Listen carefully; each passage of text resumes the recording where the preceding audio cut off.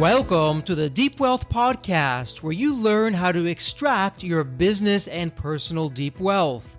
I'm your host, Jeffrey Feldberg. This podcast is brought to you by Deep Wealth and the 90-Day Deep Wealth Experience. When it comes to your business deep wealth, your exit or liquidity event is the most important financial decision of your life. But unfortunately, up to 90% of liquidity events fail. Think about all that time and your hard-earned money wasted. Of the quote-unquote successful liquidity events, most business owners leave 50% to over 100% of the deal value in the buyer's pocket and don't even know it. I should know. I said no to a seven-figure offer and yes to mastering the art and the science of a liquidity event. 2 years later, I said yes to a different buyer with a 9-figure deal. Are you thinking about an exit or liquidity event? Don't become a statistic and make the fatal mistake of believing the skills that built your business are the same ones to sell it. After all, how can you master something you've never done before? Let the 90-Day Deep Wealth Experience and the 9-step roadmap of preparation help you capture the best deal instead of any deal. At the end of this episode, take a moment and hear from business owners like you who went through the Deep Wealth Experience. Lorne Gertner is a serial entrepreneur who has cut a highly successful and idiosyncratic path through the business world. An architect by training, Gertner has for the past 50 years applied his passion for design, creativity, and entrepreneurship towards building companies that are at the forefront of the consumer's zeitgeist. Gertner has a knack for putting together teams that have the right measure of imagination and investment. From clothing to cannabis, he has a history of incubating unique of-the-moment brands that epitomize style in both their products and service. Tokyo Smoke, Kronos, BDP Quadrangle, Pink Tartan, and Toronto Fashion Week are just a few of the household names and success stories that Gertner has assisted to bring to life. In addition, Maclean's magazine nicknamed him the Godfather of Cannabis for his early involvement and influence in the Canadian cannabis market. Through his private investment company HG2, Gertner has facilitated over $1 billion of transactions and over $3 billion in value for shareholders in the real estate, cannabis, and retail industries.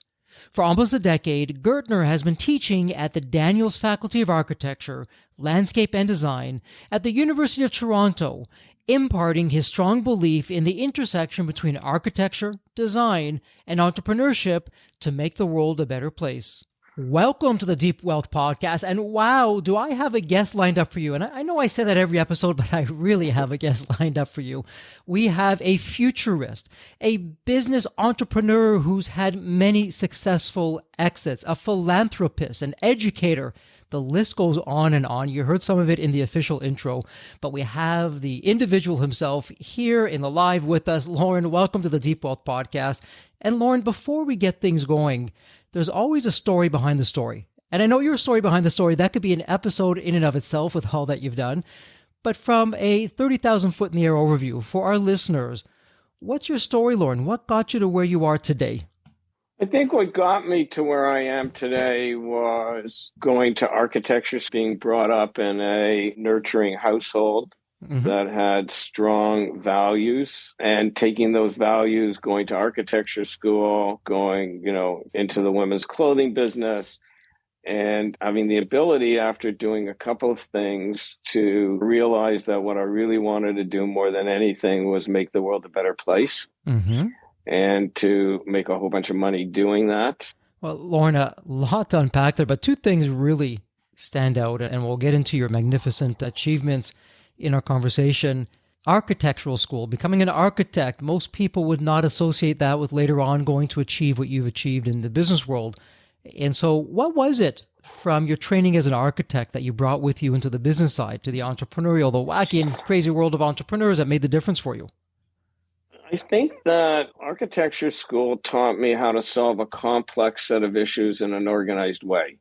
Okay. And that was something that was a process. And architecture school taught me how to build a foundation, how to build a house, which is I could make analogy that that's what we all do when we build a building, we build a house. I mean, it's the same process. And then really the combination of realizing that I wasn't a creative person in the sense of drawing and doing all of that, that my creativity was really on a business sense. Okay. And that really came from going to work in the women's clothing business and realizing that the combination of design and business created margin, and margin's how you make money. So it was that thinking that got me. And so you have the skills to organize, to build, to solve complex problems. You have the creativity side that you later discovered. But you said something else. Lots of people talk about it. Very few actually do it. You said, well, I also found that I could really make a difference out there, help people and make money while I'm doing that. And, talk is cheap. Most people say that. They don't do that.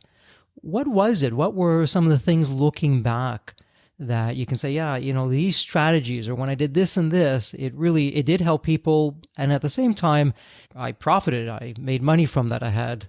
Somebody said to me a long time ago when I was predicting the future, or whatever, one calls it, is they said, the only difference between you being a visionary and being a bum is how much money you make. And, I thought, funny thing, but I got it, right? And I realized that, unfortunately or fortunately or whatever, the world is, your success is viewed on how much money you make. And so I knew that was part of what drove me. It was winning, but it was also making a whole bunch of money. And what a combination. I mean, to me, that's really at the heart of being an entrepreneur. We solve people's painful problems, help enough people get what they want, and eventually we're able to get what we want and create a win-win. And really, I think we need more of that today than ever before. In my case, just by the way, I wanted to add, it's a love for me. I've never really had a job. It's my life. It's what I love doing. And the more I realized that, and the more I understood that, the more I was able to be successful doing that. And so not to oversimplify things, if I were to say that famous saying, when your play is work and your work is play, you're really one of the most fortunate and wealthiest people out there. Was that for you? Would that really epitomize what it was like for you? Oh, yeah. I mean, or it is now, right? I worked incredibly hard and sacrificed a whole bunch of things to get to, where I was able to exit businesses as opposed to just make money in businesses. And speaking of business and industry and the whole change of tides that happens all the time, I mean, Lorne, you're a futurist, plain and simple, here with us in present day. And the most recent accomplishment, and we're going to hear about your ones that you're working on now, which I'm sure are going to be magnificent in terms of what you do with them. But you got into the whole cannabis, the CBD industry, well before it became the flavor of the day. I mean, you were one of the early pioneers in the industry. And whether it's cannabis and CBD, or as we'll talk about into the psychedelics that you're into now, and we'll put that off to the side for just a moment, is this something that you're born with, Lorne, that you can really see the future today? Or are there certain things along the way, certain strategies or traits that you picked up that you've applied that really help make that possible? What an interesting question. I think it's something that you learn. I mean, maybe it's something you're gifted with for sure, but maybe you learn how to use it. And it's built on certain things that occur, right? And so I'd always liked smoking weed. I'd always found, this goes back to, when I was a teenager, and I always felt that it helped me, call it self-medicate. And then I read a futurist book, and there were a bunch of things happening in call it the 90s around change. Okay. And in the 80s, I read a book by a woman named Faith Popcorn. Sure. She was a futurist, and she said a bunch of things that sort of stuck with me. One, that cannabis was going to become a part of our lifestyle. Okay. And two, that I can't remember what year she said, maybe 2030, there would be no single majority in the US. Right. And so it started to make me think about things. And then there was, late 70s, the Ledane Commission on drugs. There was the whole thing around all of that got me to be thinking about all of that. Right. And then I can't remember, I think it was 1998, Canadian government was forced through a constitutional issue to provide medical cannabis. Mm-hmm. And I'm following all of this. And, I'm interested in all of this because even in the early 90s, when it was happening in Israel and it was happening in Colorado and it was happening in California, I had connections to all of those different places. Mm-hmm. So as all of that stuff started to happen and I was in a position to be able to raise capital, government gave out an RFP. I bought the company that won the RFP. I started putting all the pieces together.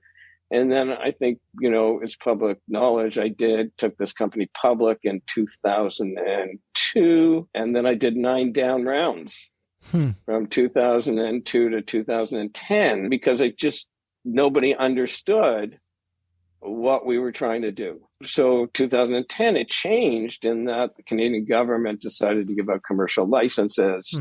We were fortunate enough to get some of those licenses, create another company in order to have, national distribution. And so pieces started to fall into place along the way. And I was in a opportunistic position to take advantage of all of those opportunities with the belief that, again, what we were doing was making the world a better place. And so, Lorne, you're being driven by, I'm going to make the world a better place. It also happens to be a personal passion of yours. You've had a lot of experience with that. And again, I'm going to remove the industry because I want to get into psychedelics momentarily. But back in the cannabis days, a friend always reminds me, he always says, Jeffrey, timeliness is next to godliness.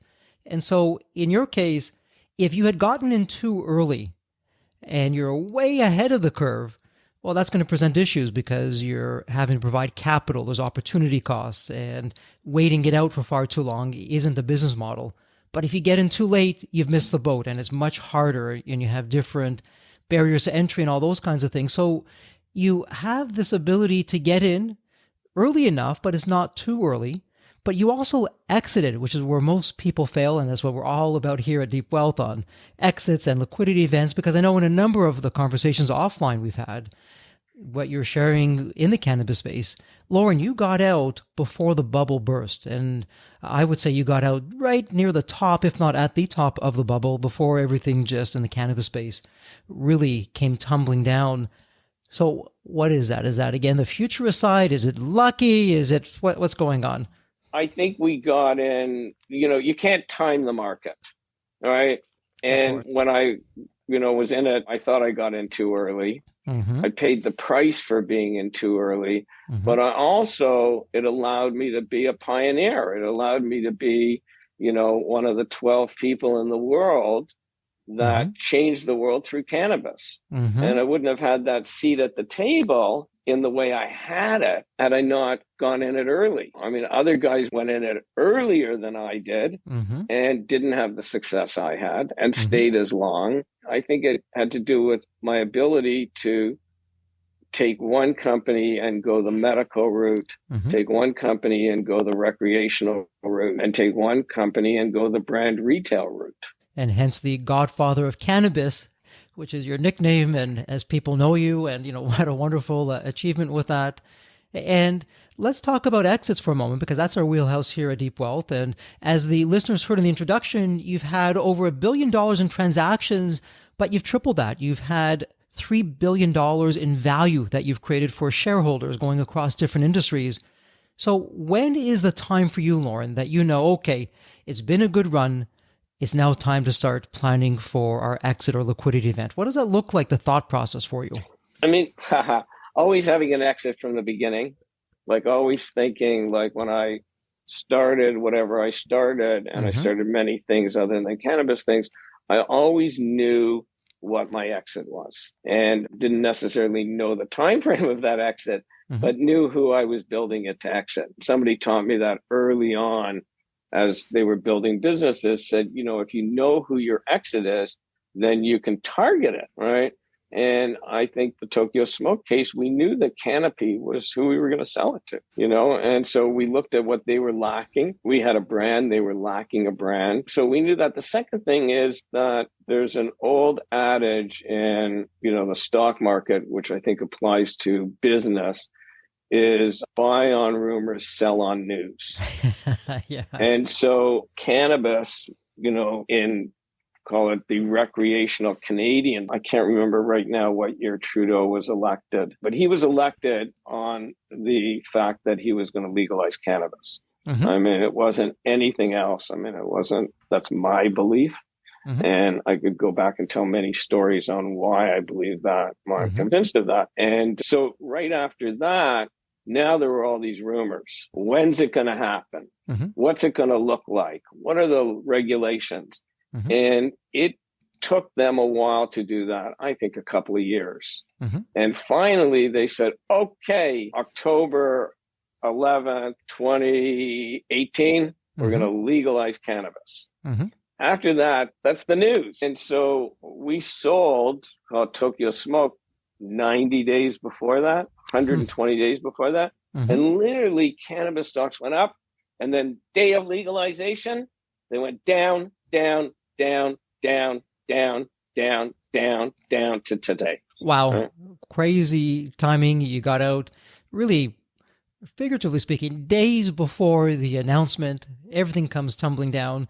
But you're also in it because Trudeau, if memory serves, came in 2015, late 2015. Mm-hmm. And you were in the industry in 2002. So you were, quote unquote, an overnight success, a 13-year overnight success, building and getting towards that endpoint. Right. But the company that I started in 2002, I didn't exit till 2016. The company that I started in 2013, I didn't exit till 2017. Okay.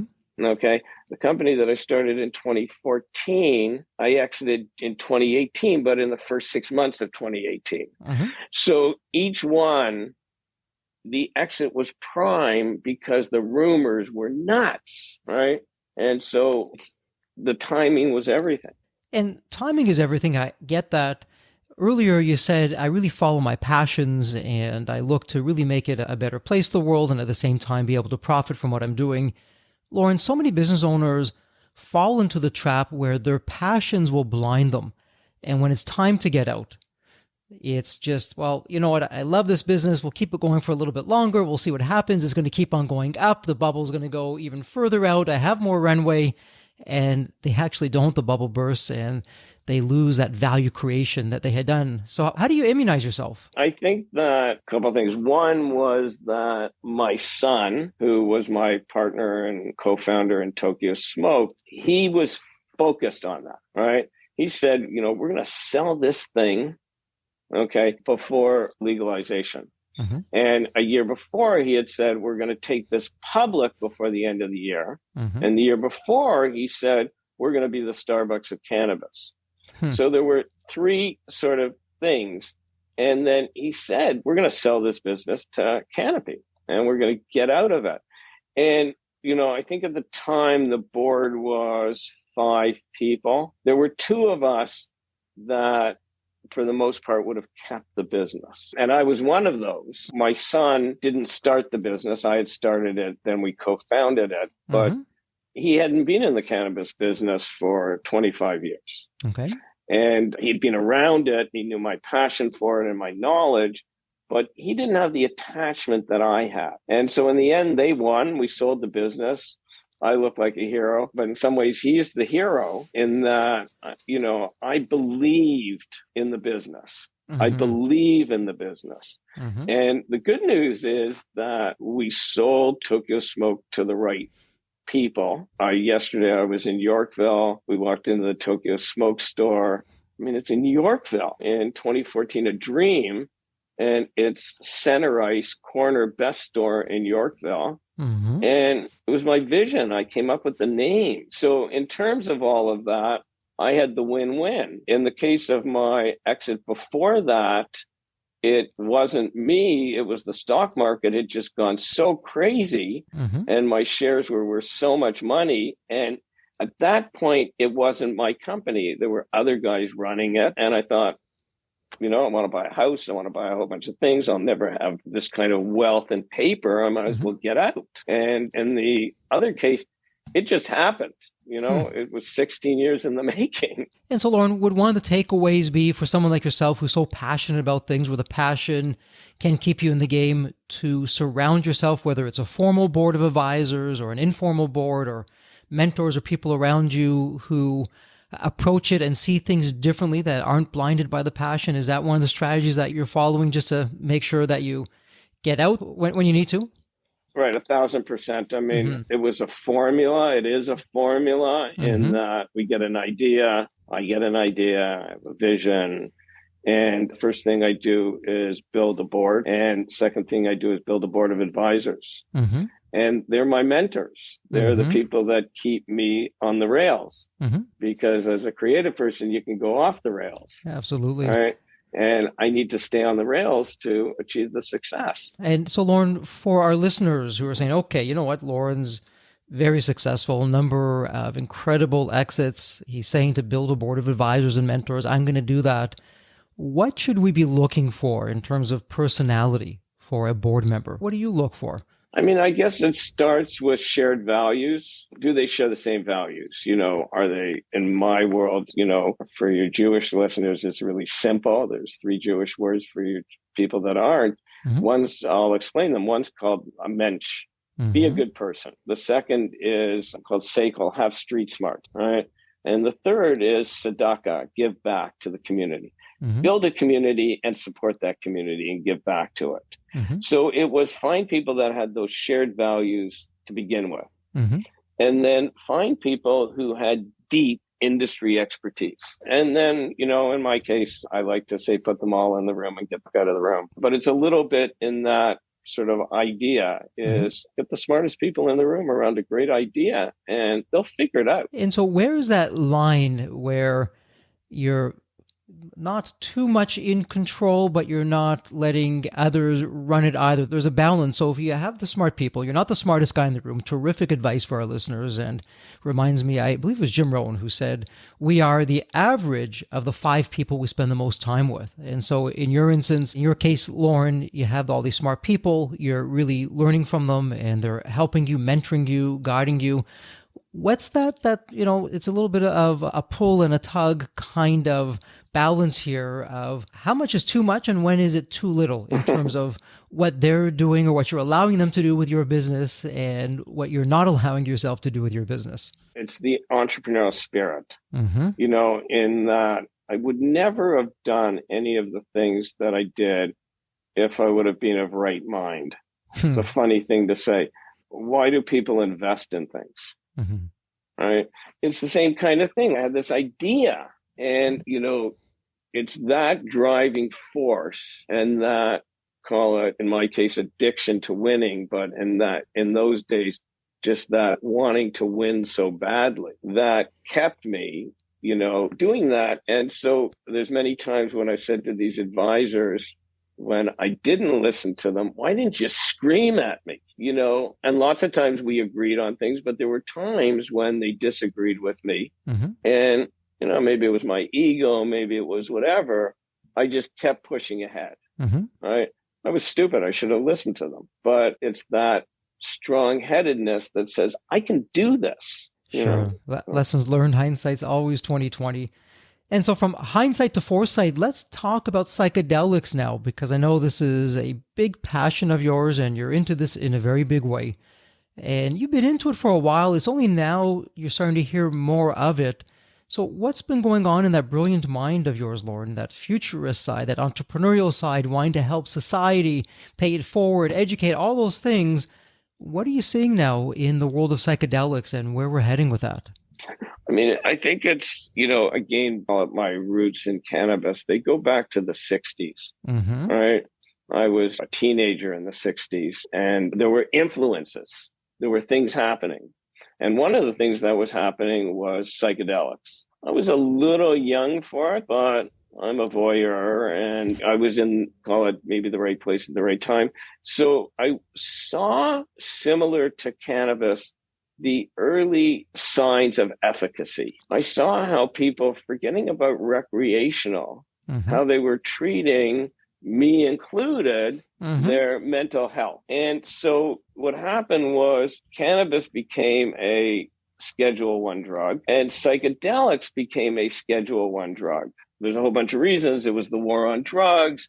It was Nixon wanting to keep the people down from protesting about Vietnam and peace, love, and all of that. And psychedelics stopped completely. Cannabis continued to grow as a medicine, as a recreational product. Psychedelics stopped. Mm-hmm. And so, as cannabis was becoming commonplace, psychedelics, there were a handful of people from those days, maybe more, that continued sort of what I'll call underground research. Okay. And they started to prove a real efficacy on different psychedelics. And it wasn't just like this idea that, here's a drug you're going to take a trip on. Here's a drug that's going to help. And they started to see things like, Ibogaine being given to people in clinical trials and in countries where it was legal, where it was curing them of their addiction, right? And then they started looking at psilocybin, and a company called Compass Pathways was created. They got fast-tracked because it's a breakthrough therapy. And they're in phase 3 clinical trials for psilocybin and post-traumatic stress. And so I started to see all of that happening. And I thought, you know what? I want to be part of that movement. Okay. And it was not dissimilar to cannabis, is that I wanted to have a seat at the table. When they write the book about North American cannabis, I will certainly be one of those 12 or 20 people that made that happen. And I made a decision about 4 years ago that I wanted to be the same in the psychedelic space. So that was like, get my 10,000 hours, experiment with all kinds of things that I'm not 100% comfortable with, but I'm a healthy normal. And I thought, how can I preach all of this without having the experiments? I can tell you, for me, it was life-changing. And I've done a lot of things in my life, but these were life-changing moments for me. As a result of that, I'm, deeply involved. I have a private company that's creating a drug. We have a patent with a microdose of psilocybin combined with another natural molecule called eugenol. And we believe it will replace SSRIs. And today, 30 million people are taking SSRIs. SSRIs, by the way, are what is the current treatment for depression. So it's Lexapro, doesn't include Adderall, but Adderall's in that same basket. So, Lorne, is this like a 2002 fast forward circa today all over again when it comes to psychedelics? Is that where we are, or are we further ahead with that now? I think we're further ahead. And I think the reason we're further ahead is pandemic for sure, because the amount of people that are suffering or began to suffer or suffered severely was off the charts. I mean, myself included. I mean, I was locked up for a year. You're locking up an animal, right? In a cage, right? And so I think it affected everybody. The second thing is, through the pandemic, we actually saw a drug developed in under a 2-year period, right? So we're all of a sudden accepting, or we found ways to develop drugs quicker than we ever have. And because this is still coming back to, in most cases, a plan, it's something that's existed for thousands and thousands and thousands of years. It's not like we have to prove that you don't die from it. Nobody's ever died from psychedelics. Nobody's ever died from cannabis. So I think we'll be able to develop a drug faster. I'm just about to turn 68, and I'm hoping before I'm 75, we'll see all of this. Well, that'd be terrific. There are some predictions here now. And for the listeners who are saying, okay, this sounds interesting, whether it's the business side or on the personal side, I want to learn more about this. I'm wondering, I don't know if you happen to catch that documentary Louis Schwartzberg put out a short while back, Fantastic Fungi.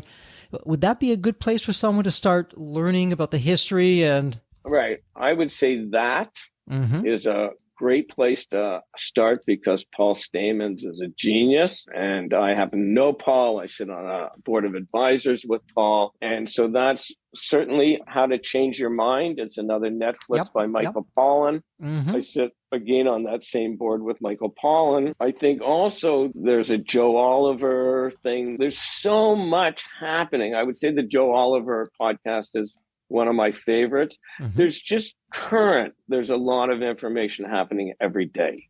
I've never seen something happen so fast in my lifetime take hold. And again, maybe it's the pandemic, but the amount of people that are microdosing, from what I know, compared to marijuana for medical, is almost 2 to 1. Wow. And so, Lorne, we're really at an interesting crossroads here, society-wise, industry, business, all that rolled into one. You've been here in this very same situation, different industry, but very similar set of circumstances. And not to put words in your mouth, from what I'm hearing, between the pandemic, and I'd even put in there even the legalization of cannabis has really perhaps fast-tracked the road for psychedelics. So you're saying hopefully in the next 5-7 years, we're going to start seeing some legalization and changing and perhaps different medications coming out with this. What do you see societal-wise? What's it going to look like? Here you go. I'm giving you the magic wand. You wave the magic wand. What does society look like? How have we changed because of psychedelics? What does that look like for you? I'll sort of put it this way, and I'm reading books about doom and gloom, and all we do is hear doom and gloom every day. We watch the news, it's doom and gloom. We've got a war going on. We've got, recession. We've got all this. For me, and people always say to me, hey, what does it feel like when you microdose? And I say, it's like a happy pill. So I believe that happy people create a happy world. Okay.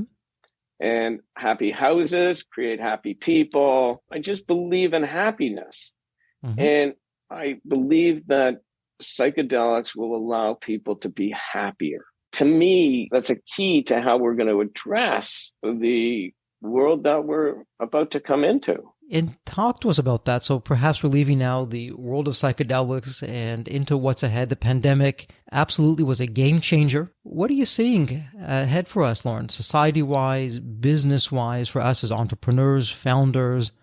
Where are things heading? Somebody said to me, I go with the cockroach theory, is that I think that America, put Canada in America, is going to become much more self-reliant on what we do. Okay. And so I believe we'll make a lot more, we'll manufacture a lot more, we'll rely less on the world. So I think that globalization was the result of so much piled on top of so much.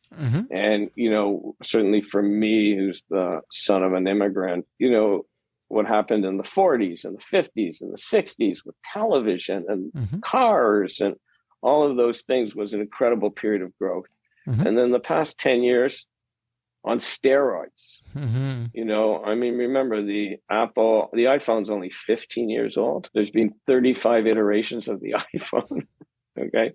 And that iPhone is in 15 years more powerful than anything we had all combined 15 years ago. So huge believer in AI, huge believer in that we'll deal with our population going down, and an aging population, a lot of what we did in our generation will be done by AI. So I'm pumped because I think we will have the ability to live longer, and we'll have the ability, hopefully, in my lifetime to solve all cancer. So I think, despite the whole world of climate control and all that, I still think we'll solve a lot of that because we're getting smarter at that. And AI, that's a whole other conversation. That's not just an episode. I mean, we could do series on that. It's just a game changer. Yeah, it's in my disruption model, right? Yes. So if what I think I'm good at as a futurist is that ultimately I'm a disruptor. I look for where I can disrupt things. And years ago, it was the clothing business to the fashion business. It was from builders to design-based developers and community builders. So in every case, it was looking at how we could fix things and make them better. And in my case, and in all the cases, and it really hasn't come up in this conversation to the extent that it should have, it's making the world a better place through design excellence. So it was always saying, how can I use design to make any of these industries, any of this disruption, to use design to make it better? And so tailing on that and picking up on that, Lorne, if we go to the cannabis industry, and I'm picking that specifically because when you're in the women's fashion Well, you could say, well, design, fashion go hand in hand, but better design and cannabis don't necessarily go hand in hand. So for our listeners, the benefit of them, can you give an example of what you mean that you would put better design into your solutions when helping people? Well, I think Tokyo Smoke's a great example of it, right? Why do people go into the Tokyo Smoke store? Because it's designed so well. I mean, also because they become part of the community, but part of the community was because it was designed so well. It has a DNA. It has my DNA. And so I think that it's in cannabis is for sure true. It just hasn't gotten to that point in the market, if you want to know the truth. And so when you say my DNA, what does that mean for Tokyo Smoke? So when I walk into a Tokyo Smoke store over any of the gazillion others that are out there, what's standing out for me? Clean, white, natural, uncluttered. I mean, just a whole bunch of things. And you can look back to Club Monaco, Joe Fresh, different things that influenced me. Even, Philip Johnson in the Glass House. It was always about this very clean aesthetic. And if it was up to me, Jeff, I'd paint the world white. Lorne, as you're talking about this, perhaps you are to Tokyo Smoke and the cannabis industry in terms of the stores, what Apple is in terms of the stores that they put out there, and others have tried to follow suit, but miss that elegance and that simplicity. And when you walk in, you just look around and it transports you into a whole different world. Would I be on base, off base with that? No. I think that was very much in Steve Jobs' DNA. And man, it's lasted a long time. By the way, he's often been quoted as saying that he would never have come up with the iPhone or the Mac had he not done psychedelics. I think in his case, he specifically refers to LSD. Wow, there's a story behind the story on that one, huh, Lorne? Yeah. And so, Lorne, let me ask you this, because this has been fascinating. We can continue to go down many rabbit holes. We're going to need to start wrapping up. But before we do that, as you look back at your many successes, where you've taken your passion, your curiosity, your flair for design, your desire to help people, are there common factors or strategies for people today, business owners, founders, entrepreneurs today? They're hearing you speak and they're saying, you know what? I want to take a little bit of Lorne, bottle it up, and put that into my business. What would you be telling them business-wise of some things that they could, before going on to the next meeting or email or call from this episode, they can do one actionable thing today, or more if you choose? What would that be on the business side to really make a difference in the business? Be one with the product. Never quit. Never quit. Understand your product. Know your, like you, Jeff, you know your business. You are one with your business, right? I'm one with my business. I'm one with cannabis. I'm one with psychedelics. It's part of me. And I think if you're going to create something, it has to be part of you. And whether it's your senses or your music or any of that. And the other thing is you have to know when to pivot. Okay. It's generally not what it starts out to be. Sure. Right. And that ability to pivot after you've told the story so passionately to so many people, and now you have to pivot and tell a new story to all those same people, that scares people. You're going pivoting, we call X factors that go on to create market disruption. It's step 2. And, as you're talking about being one with the product, you're having me reminisce. Because Lorne, much like you, there's so many similarities in how you're approaching things. I'm reminded of the company Apple that we were talking about, Steve Jobs, when they came out with the iPod. And there are other music players that were out before, but that really was part of their DNA, how they designed it, how they were all into music. Microsoft came along later with probably a device most people won't even remember or have heard of, the Zune, which came and disappeared, but the iPod transformed into the iPhone. But to your point, and I think it's a great takeaway for the listeners, when you're one with your product, it's really your ethos. You're the product, the product's you, or the service, the offering, whatever that is. Your DNA is into it, its DNA is into you, and you meld that together. That's where the magic happens. Would you agree with that? 100%. If you put all those pieces together, magic will happen. What that magic is, who knows, right? Sure. And what you're able to do with that magic is part of my success, I think, is that I'm a great storyteller. And part of it is because I'm curious and I hear stories and I like to tell those stories in order to create disruption. Absolutely. And that's a big tenet here at Deep Wealth, storytelling. It's actually step 3 of our 9-step roadmap when you're speaking to your clientele or your future investor or buyer. And we've had valuators on the show, Lorne, and they say the same thing that you're saying and the same thing that we're saying. One valuator came on, he said, Jeffrey, before I look at the audited statements, the financials, I want to hear the origin story. Because for me, 80% of the value is the story. The numbers, the data, all that other stuff helps back it up. And yes, you have to have something real to get these astronomical values out there. But the origin story is everything. And being a storyteller, Lorne, yeah, we're right there with you. That is part of the art side of business, of building a business, changing society, having a terrific exit, all rolled into one.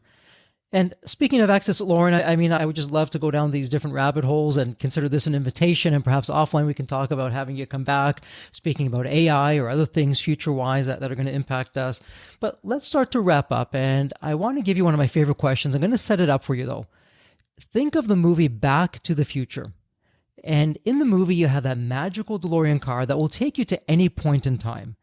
So, Lorne, here's the fun part. It's tomorrow morning. You look outside your window. Not only is the DeLorean car curbside, door is open, it's waiting for you to hop on in, and you can now go back to any point in your life when you're a young child, a teenager, young adult, whatever point in time that would be. Lorne, what are you telling your younger self in terms of life wisdom or lessons? Or, hey, Lorne, do this, but don't do that. What would it sound like? So funny when you ask that. I don't want to go back to the future. In some ways, I just want to go right to the future, right? So, all the lessons learned. Well, Lorne, this is your question. Flip it. Go to your future self. You're going to tell yourself anything. Yeah, my future self is to continue to predict the future.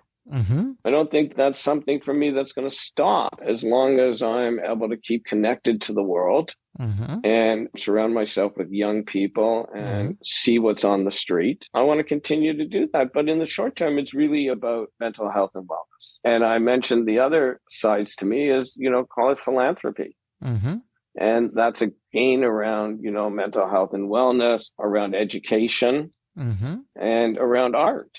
And I guess, I once went and saw a lecture that was meaningful to me. And it was an architect that I have incredible admiration for. And he said, a copy of a copy is an original. So that might sort of sum it up for me. Fascinating. Wow. It is mind-bending, Lorne, but I would expect nothing less from you. Well, Lorne, it's official. This episode is a wrap. We really want to thank you for sharing your insights, your wisdom, and as we like to say here at Deep Wealth, may you continue to thrive and prosper and keep healthy and safe. Thank you so much. Thank you. The Deep Wealth experience was definitely a game changer for me. This course is one of the best investments you will ever make because you will get an ROI of 100 times that. Anybody who doesn't go through it will lose millions. If you don't have time for this program, you'll never have time for a successful liquidity. It was the best value of any business course I've ever taken. The money was very well spent. Compared to when we first began, today I feel better prepared, but in some respects, maybe less prepared, not because of the course, but because the course brought to light so many things that I thought we were on top of that we need to fix. I 100% believe there's never a great time for a business owner to allocate extra hours into his or her week or day. So it's an investment that will yield results today. I thought I will reap the benefit of this program in 3 to 5 years down the road. But as soon as I stepped forward into the program, my mind changed immediately. There was so much value in the experience that the time I invested paid back so much for the energy that was expended. The Deep Wealth experience compared to other programs is the top. What we learned is very practical. Sometimes you learn stuff that is great to learn, but you never use it. The stuff we learned from Deep Wealth experience, I believe is going to benefit us both. I've done an executive MBA. I've worked for billion-dollar companies before. I've worked for smaller companies before I started my business. I've been running my business successfully now for getting close to a decade. We're on a growth trajectory. Reflecting back on the Deep Wealth, I knew less than 10% what I know now. Maybe close to 1% even. Hands down, the best program in which I've ever participated. And we've done a lot of different things over the years. We've been in other mastermind groups, gone to many seminars, workshops, conferences, retreats, read books. This was so different. I haven't had an experience that's anything close to this in all the years that we've been at this. It's 5-star, A+. I would highly recommend it to any super busy business owner out there. And Deep Wealth is an accurate name for it. This program leads to deeper wealth and happier wealth, not just deeper wealth. I don't think there's a dollar value that could be associated with such an experience and knowledge that could be applied today and forever. Are you leaving millions on the table? Please visit www.deepwealth.com/success to learn more. If you're not on my email list, you'll want to be. Sign up at www.deepwealth.com/podcast. And if you enjoyed this episode, if it added value, if you walked away with some new insights and strategies, please leave a review on your favorite podcast channel. Reviews help us reach new listeners, grow the show, and continue to create content that you'll enjoy. And as we wrap up this episode, as always, please stay healthy and safe.